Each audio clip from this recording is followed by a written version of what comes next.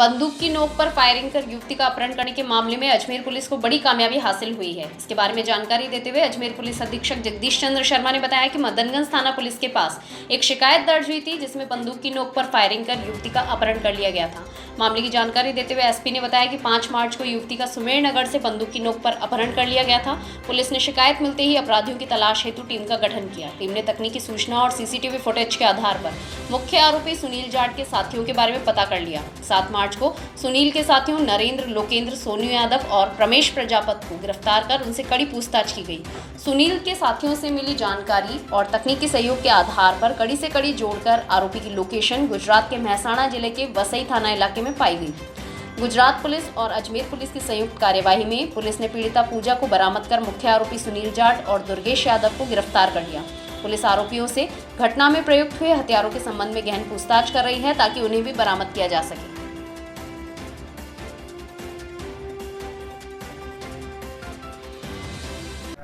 क्या मामला दिनांक 5/3/2021 को मदनगंज थाना क्षेत्र के सुमेर नगर इलाके से इतला आई कि एक लड़की को दिन दहाड़े कुछ बदमाश बंदूक की नोक पर उस लड़की के पिता के साथ मारपीट करके और भगा कर ले गए हैं और उन्होंने फायर भी किया है।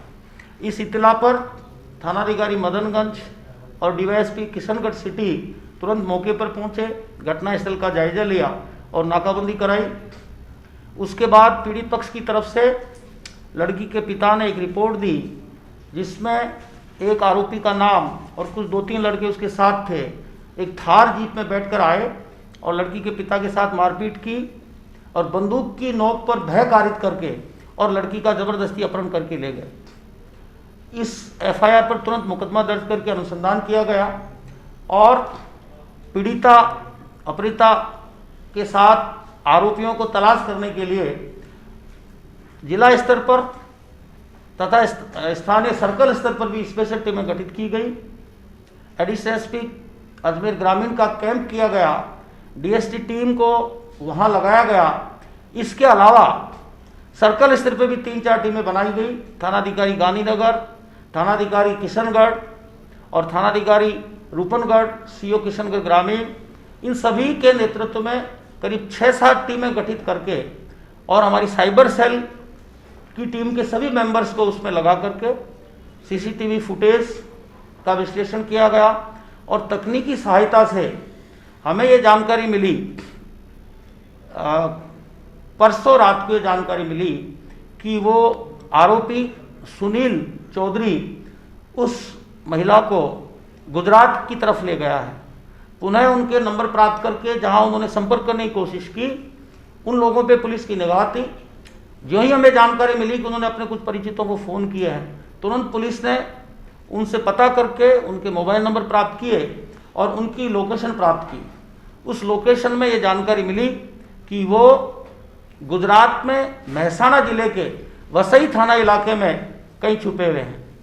इस इतला पर तुरंत हमने गुजरात के उच्चाधिकारियों से बात की। मैंने खुद एसपी मेहसाणा से बात की, हमारे आईजी साहब ने भी बात की। उसके बाद संबंधित थानाधिकारी वसई को निर्देश देकर के उनकी तलाश शुरू कराई गई। तो वसई थाना इलाके में सुनील जाट, एक उसका दोस्त और वो पीड़िता वहाँ मिली, थार गाड़ी मिली। उनको स्थानीय पुलिस ने नियमानुसार अपने कस्टडी में लेकर के पूछताछ की और हमें पुनः इतला दी। उस पर थानाधिकारी गांधीनगर के नेतृत्व में और साइबर सेल के सदस्यों के साथ एक टीम रवाना की और उस टीम ने वहां से वसई पुलिस थाना की कस्टडी से इन तीनों को अपने कब्जे में लेके, उन्होंने चूंकि उनको नियमानुसार अरेस्ट कर लिया था 151 में, तो वहां के मजिस्ट्रेट से बाद जमानत स्थानीय पुलिस की कस्टडी में लेकर यहाँ लेकर आए। यहाँ आने के बाद पीड़िता के बयान 161 में लिए, उसका मेडिकल कराया। उसके बाद धारा 164 सीआरपीसी के तहत मजिस्ट्रेट के समक्ष उसके बयान कराए और उसकी इच्छा के मुताबिक उसको नारी निकेतन भिजवाया गया। उसके बाद तफ्तीश 4 आरोपी जो इस घटना में शामिल थे, इस पूरी घटना की योजना बनाने में, षड्यंत्र में शामिल थे, उनको जैसा आपको विदित कल उनको गिरफ्तार किया गया था और 2 जो जिसमें एक मुख्य आरोपी भी शामिल है उसको और उसके एक साथी दुर्गेश को गिरफ्तार किया गया।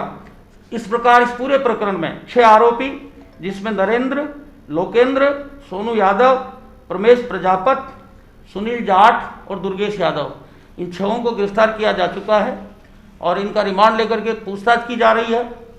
घटना में जैसा बताया जा रहा है कि इन्होंने फायर भी किया है, उस हथियार के बारे में जानकारी करके पूछताछ करके हथियार बरामद किया जाएगा और अन्य किसी अपराध में ये लोग शामिल रहे हों उसके बारे में भी पूरी पूछताछ की जा रही है। उसके बाद नियमानुसार कार्रवाई करके और इनके खिलाफ चालान न्यायालय में पेश किया जाएगा। सर क्यों किया गया था अपराध, कोई अभी तक जानकारी? अपहरण क्यों किया गया था इस संबंध में विस्तृत अनुसंधान किया जा रहा है। हथियार कहाँ का था? इसके बारे में अनुसंधान जारी है। लाइसेंस शुदा था क्या हथियार? अनुसंधान से तय होगा कि उसका हथियार लाइसेंस शुदा था या अवैध था। पीड़िता को आप नारी निकेतन भेजने की कह रहे हैं, उसकी इच्छा के मुताबिक जहां वो जाना चाहती थी तो क्या वहां उसको भिजवा दिया गया। परिजनों के साथ जाने से इनकार किया पीड़िता ने? ऐसी स्थिति हो सकती है तभी नारी निकेतन भिजवाया गया, लेकिन उसकी इच्छा के अनुसार ही उसको नारी निकेतन भिजवाया। प्रेम प्रसंग का मामला बताया जा रहा है। इस संबंध में अनुसंधान किया जा रहा है।